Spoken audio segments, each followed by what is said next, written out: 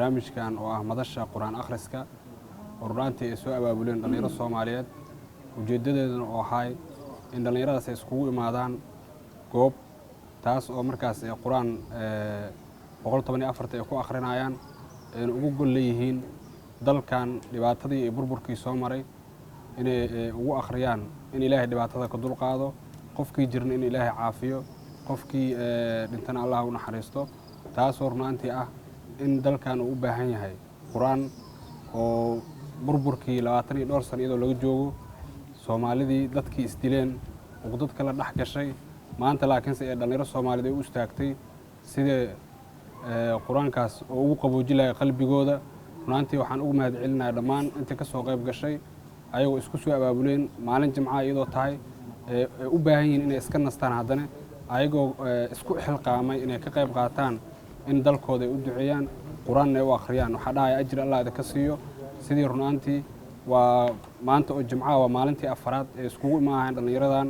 oo isxilqaantay oo degmada Shangaani ay joogno waxayna ka bilaabeen degmada Kaaraan ayuu ku xujiyay degmada Xamar Jajab iyo degmada Shibis maantana waxaa joognaa degmada Shangaani oo xaruntii dhalinyarada ah waan ku soo dhaweynay barnaamijkan waa barnaamij runtii 17 degmo gaari doono dhammaan waxaan rabaa inaan ugu baaqo gobolada dalka dhalinyarada inay u istaagaan sidii dalkan guud ahaan Soomaaliya oo dhan sidii loogu duceey lahay dhibaatadan Ilaahay nooga dulqaadi lahay annaga waxaan rabnaa dal nabad ah oo barwaaqo ah oo runtii qof walba oo Soomaali oo ku nool oo si nabad ah oo gurigiisa ugu soo bixi karo si nabad ah gurigiisa u tagi karo ciyaalku asaga dhalanay ay heli karaan wax walba oo asaasi ah oo markaas ay u baahan yihiin dal walbana markuu nabad noqdo Ilaahay waxa ka baryaynaa in quraankaas oo la akhriyo ee dhalinyarada runtii si qalbi ah u akhriyayaan oo jimco walbana isku imaanayaan barnaamijkan oo noqon doono barnaamij joogto ah oo 17 degmo la geyn doono in Ilaahay naga aqbalo waxaan rajaynayaa insha Allah tacaala dhammaan inta ka qayb qaadatay oo runtii barnaamijkan isku xilqaantay oo qof walba iyadoo transportka iska soo bixinayso gurigeeda ka soo tagayso goobaha isku imaanayaan dhammaan in Ilaahay ajir ka siiyo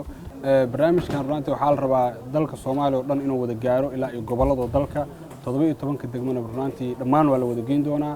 ujeedadiisana waxay tahay in dalkan dhibaatada haysato in Ilaahay ka dulqaado hadda ilaa 4 degmo ay maraysaa degmadii afraad ayaa maanta la joogaa jimcaha soo socotana degmo kale la tagi doonaa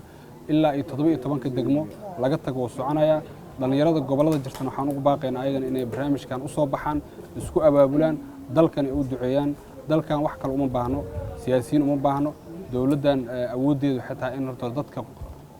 la duceysto quraan la akhristo dadkii jiran in Ilaahay caafiyo dadkii dhibaatada soo socotana Ilaahay naga dulqaado